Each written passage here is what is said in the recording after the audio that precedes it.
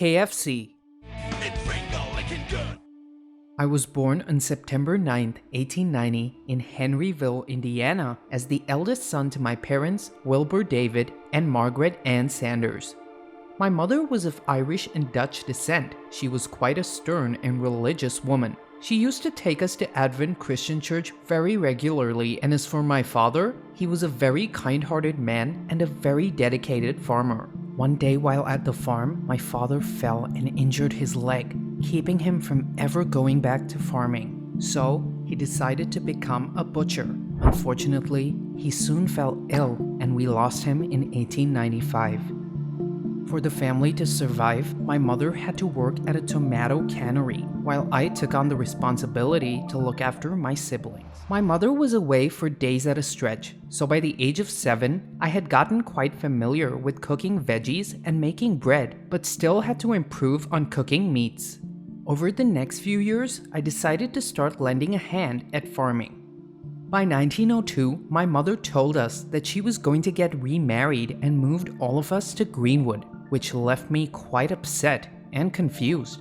I did not get along very well with my stepfather, as I felt it was too soon and I was not willing to move on. We were put in new schools and I just couldn't cope with the education. So a year later, I decided to drop out and go back to working at the farm.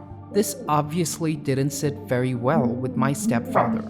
Frustrated with the situation, I took my mother's blessings and left the house. At the young age of 13, I decided to step out into the world and fend for myself.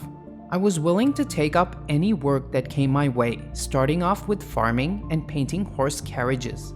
A while later, I moved to my uncle's in New Albany, where he helped me get a job as a conductor at a streetcar company. I worked there up until 1906, when I took the help of a friend to falsify my age and joined the United States Army. It worked wonders. They hired me as a wagoner and assigned me to Cuba. I put in all my efforts and was honorably discharged a year later. I decided to return to my uncle's house. Upon my arrival, I was both shocked and happy to find my brother, Clarence, there too. Just like me, he ran away from home because of our stepfather. From this point on, I was jumping jobs every few months, from being a blacksmith to cleaning out ashtrays from trains in Alabama. By the age of 16, I even became a fireman and finally stuck to a job for about 3 whole years. That is until it started to take a toll on my health and I was forced to quit. After a while in 1910, I found work at a railway. I came across a beautiful woman named Josephine King, and 18-year-old me was completely taken by her charm.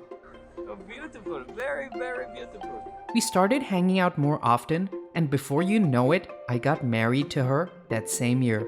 I wanted to start afresh and decided to take my wife and move to Tennessee, where I got a second chance at being a fireman. Josephine encouraged me to complete my education, so I had to work during the day and study law through correspondence at night. Although very hectic, Josephine and I managed to build a little family of our own. We gave birth to a boy, Harland Jr., and 2 beautiful girls, Margaret and Mildred Sanders. But like all good stories, things weren't perfect. I got into a fight at work and got fired, due to which my wife and kids had to move to her mother's as we couldn't afford rent. I tried my best to get my life back on track and for the next 3 years focused on completing my law course. I finally started practicing and earned a considerable amount, enough to get my family back to me. Just as things were looking up, I lost my temper yet again and got into a brawl with my own client and was legally never allowed to practice ever again. This was the lowest point of my entire life. I felt like a complete failure who always lets their anger get the better of them. Things had gotten so bad that I had to move my family back in with my mom at Henryville, where I worked as a laborer. I tried time and again to make things work and failed. This turned out to affect my relationship with my wife as well, who was completely frustrated with my anger bouts. We moved yet again, and I tried my hand at a bunch of other jobs, but those didn't work out either. I even started my own ferry boat company in 1920, which was a temporary success, but I just couldn't get the hang of it, so I left the business a year later and moved to Kentucky. In 1924, I bumped into the general manager of Standard Oil, who was kind enough to allow me to run a service station at Nicholasville. I had begun to feel like I was jinxed, because a few years later, the Great Depression hit and the station was shut down. The same oil company then offered me another service station, rent-free, and asked for a percentage of the sales in return. So I started cooking some chicken and selling it around the neighborhood and to those that came by. To my surprise, things started going my way. I successfully opened a restaurant and named it Sanders Cafe across the street from the service station, and started promoting it to the best of my capability. Just as I felt things were finally falling in place, a local competitor named Matt Stewart decided to intervene and created chaos in my life yet again. He decided to paint his restaurant signs over mine to drive customers towards him. So I took 2 executives from the oil company and decided to confront him. What happened after completely shook me. Matt pulled a gun at one of the executives and shot him dead. And to defend myself, I fired a bullet at his shoulder, after which we were both arrested. But luckily, I didn't stay long. The charges against me were soon dropped. At this point, my marriage was a complete wreck. And to add on, we lost our son, Harland Jr., due to a tonsil infection, which deeply disturbed me. For the next couple of years, I tried my best to keep my mind occupied and put my all into the food business. The work finally paid off. Later in 1935, the governor of Kentucky commissioned me as a Kentucky colonel, and I started getting more attention from the local crowd. I decided it was time to open another restaurant, and it was here that I was experimenting with a fried chicken recipe. It took me a while, but I had finally mastered the secret recipe, my true selling point. In 1941, I was forced to shut down my restaurant because of the Second World War, which had disturbed the economy as a whole, driving the sales and tourism down. I came across a woman named Claudia Leddington Price, who I had started to get really fond of, and trusted her as the manager of Sanders Cafe. Josephine and I got divorced in 1947, and by 1949, I got married to Claudia.